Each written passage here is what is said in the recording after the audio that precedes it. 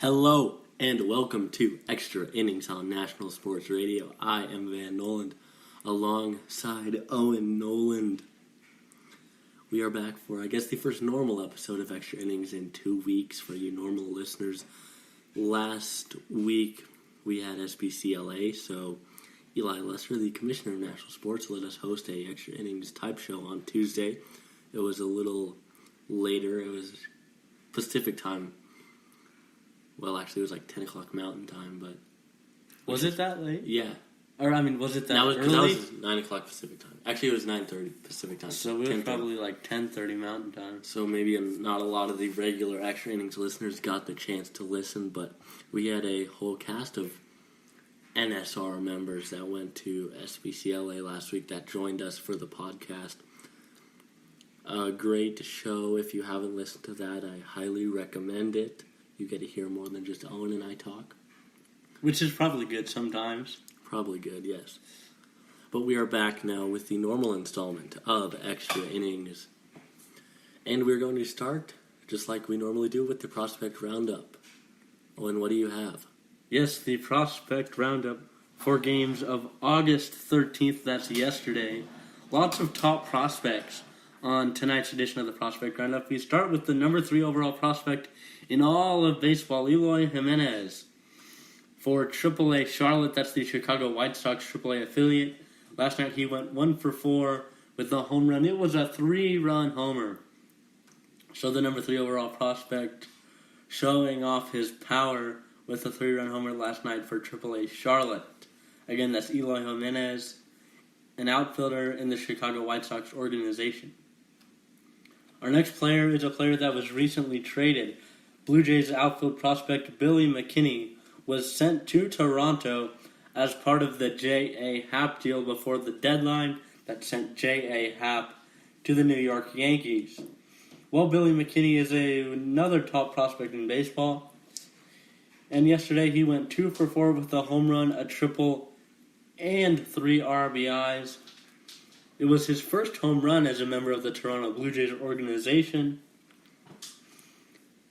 And he is actually only hitting .204 since debuting with the Bison. That's the Buffalo Bison. That's the AAA affiliate of the Blue Jays.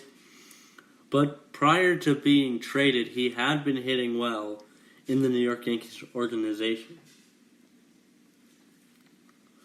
Our next player on the list is Padres catcher Francisco Mejia, another trade deadline acquisition. He was sent to San Diego in the deal that sent relief pitcher Brad Hand to the Cleveland Indians.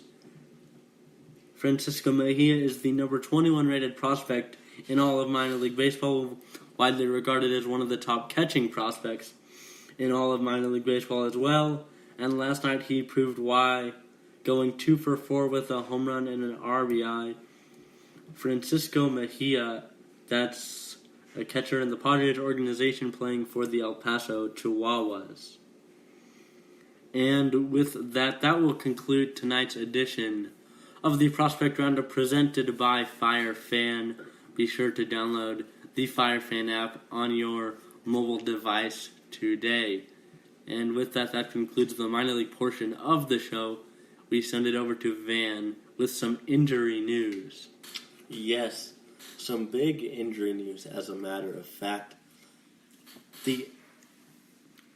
All the big injury news from the Los Angeles area. Kenley Jansen was hospitalized with an irregular heartbeat last Thursday. We do not yet know how long he will be out. This is the injury that ruined basketball player Chris Bosh, his career, that ended that short. To be fair, we don't know if it's that serious. Yes, we have no idea the severity of the injury. And there was one other player, I can't think of it right now, but was able to come back from the irregular heartbeat. So it obviously definitely depends on the severity. Another part of this is it happened in Denver when the Dodgers came to Colorado Obviously, Denver known for the higher altitude. Jansen has reportedly had trouble here, or I shouldn't say here, I should say in Colorado in the past. He flew back to LA and missed the remainder of the 4-game series. So you hope for a speedy recovery for Kenley Jansen. And they did miss him over the weekend. The Dodgers bullpen gave up 3 late leads, 1 in the 7th and 2 consecutive walk-offs to the Colorado Rockies. The Colorado Rockies took 3 out of 4 from the Los Angeles Dodgers, probably thanks a little bit in part to the Dodgers not having their all-star closer available. Yes, and before Kenley Jansen went out, I would have told you that he was the best active closer in Major League Baseball. I would have said that with little doubt in my mind. He's had the experience to do so, and he's put together a stellar year so far this year. So we hope that he can get back on the field and begin again to compete for the Los Angeles Dodgers and help them out as they try to win the NL West. But the other news is to the face of Major League Baseball. Mike Trout was put on the 10-day disabled list with some right wrist inflammation. Try to say that 3 times fast. Yes, that's a tough one. But I have an article right now in front of me that says he is set to come off of the DL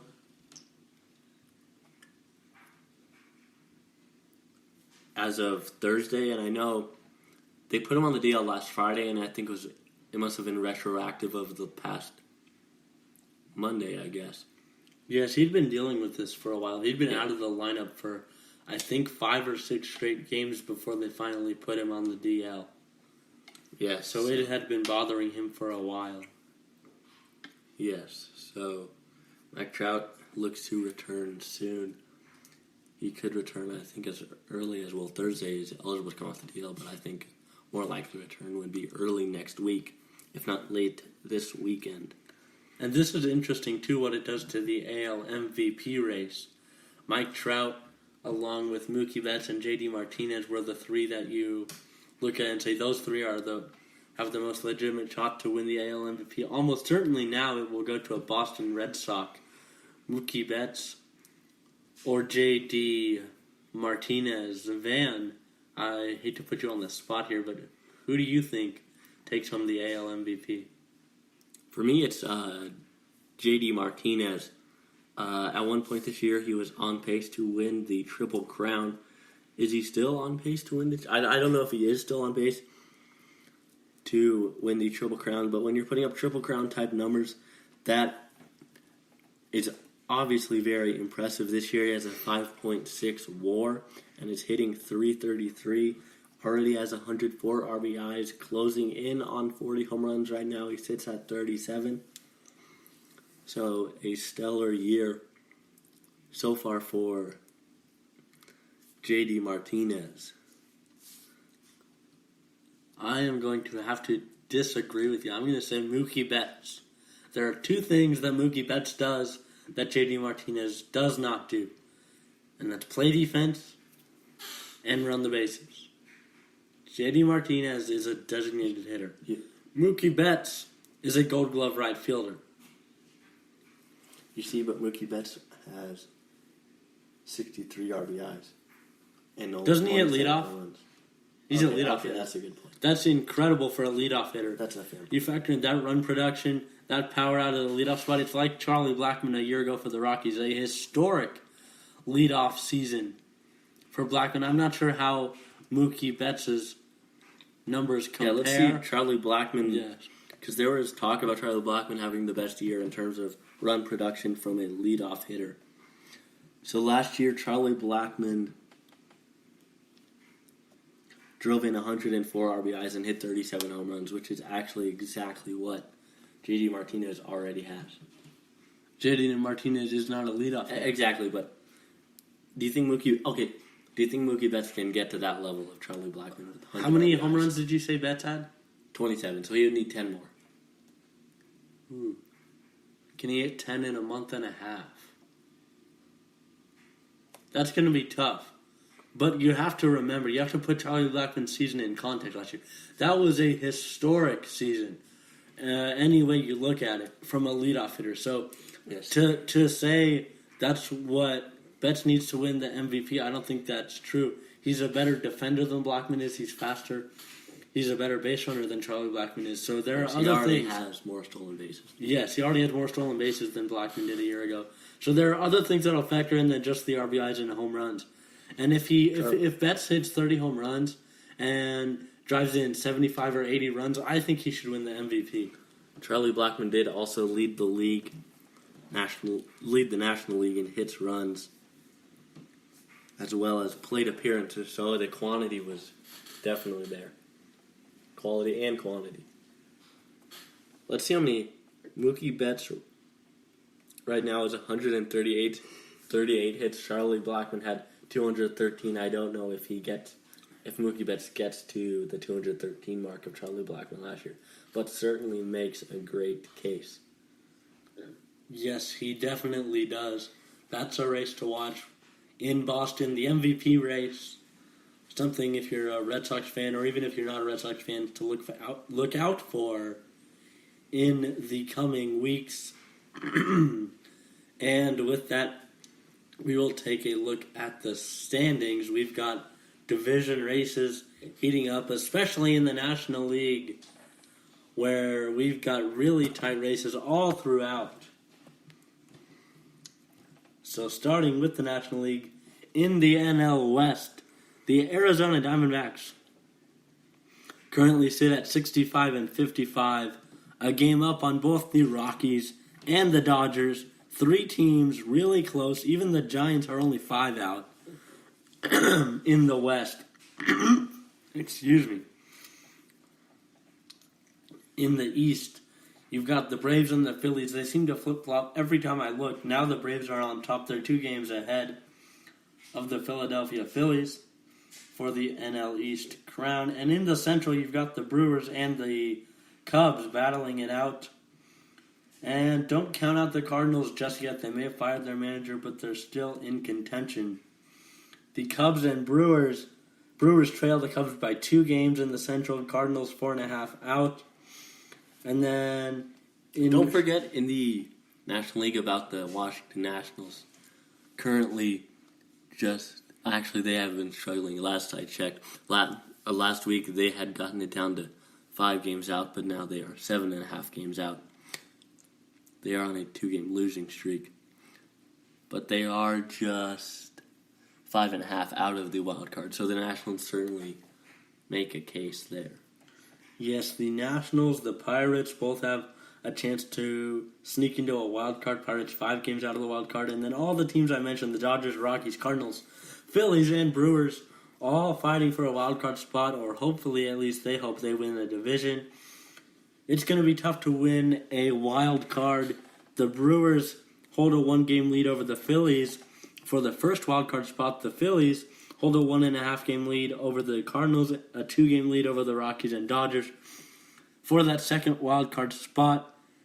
So lots of close races in the National League as we enter the final month and a half of the season. To the American League, it might not be as exciting, even though the wild card has gotten a little bit interesting. Yes, unfortunately for the AL, you can't say the divisions are quite as tight because even the Red Sox have a 10-game lead over the New York Yankees. The Red Sox are on pace to have just about one of the best seasons. There's a chance they break the Mariners' all-time wins record in a season. Yes, that is probably one of the main reasons why I will be watching the Red Sox. That and I just love baseball. But aside from that, the Yankees sit 10 games out, and the Yankees don't even have 50 losses yet. The Yankees sit at 75 and 44 and have been playing really well. The thing that I am realizing right now that is so special about the Boston Red Sox, they have a run differential of plus 214. The Astros, I believe, are second on the list with a run differential of 195. And to put this into perspective, the American League has 4 teams with a run differential above 100. Owen, could you take a guess at how many the National League has? 1, 0. 0. That's my final guess. Yes.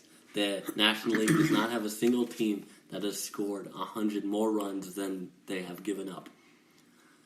You could say that speaks how competitive the National League is. It kind of also speaks to how the imbalance in the American League. But whichever way you look at it, it sort of means the same thing. That made absolutely no sense. Well, it does mean the same thing. If you want to say the National League is more competitive, you can Well, it made sense in a way, but it was just a strange wording. Yes. Yes. Yes. In the American League Central, we're going to just move on. I don't even know how to segue from that, but in the American League Central, the Indians hold a 12.5 game lead, the largest division lead in baseball, over the Minnesota Twins. The Minnesota Twins are 8 games below 500, and they are on second place of their division. We knew the bottom half of the AL Central wasn't going to be too good, but I don't know if anyone realized the Indians would have it this easy. Well, I don't think a lot of people thought the Twins would be this bad. After making a wild card a year ago, we thought, at least I thought, they would take a step forward, even if it might not mean a playoff berth again. And to see them struggle like this is very peculiar. Yes. On to the American League West, where you have the Houston Astros. This is the closest division race in the American League. The Astros lead the Oakland A's by 2 games, and they lead the Mariners by 4.5. And even the Angels, who sit at 500, while they're 13.5 games out, they'll get Mike Trout back by the end of the week, and they got Shohei Ohtani back at the end of last week. So it might be too little too late, but you can never count the Angels out just yet. But the Mariners and the A's are battling for really a chance to win the division, I think they would say. But they are battling for that second wildcard spot right now. The A's currently do hold that second wildcard spot and are just 4 games behind the Yankees for the first wildcard spot. So if the season ended today, the American League would have the exact same division winners as it did last year, which is really hard to do. They would have the same wildcard winner, wildcard host, as they did last year. Yes. The only difference would be that the A's would be there instead of the Twins. So very interesting. And if the Mariners can make a run at the end of the season, we could see a very interesting wildcard race, especially because both those teams are from the same division and they will be playing each other many more times. That is what's so exciting about this. Even though the Red Sox have a 10-game lead over the Yankees, it'll be a lot of divisional play down the stretch here. And some of these wide gaps can close really, really quickly with a good series. So, is that all we have for you? I think that's it. Yeah, so that is just about all we have. Shorter episode for you guys tonight. Just wanted to get back in touch. We not had a show in 2 weeks. That will hopefully end. We'll hopefully be back to them consistent every Tuesday. So you can find us next week at the same time in the same place. We would like to thank you for listening whenever and however. And you have been listening to Extra Innings on National Sports Radio.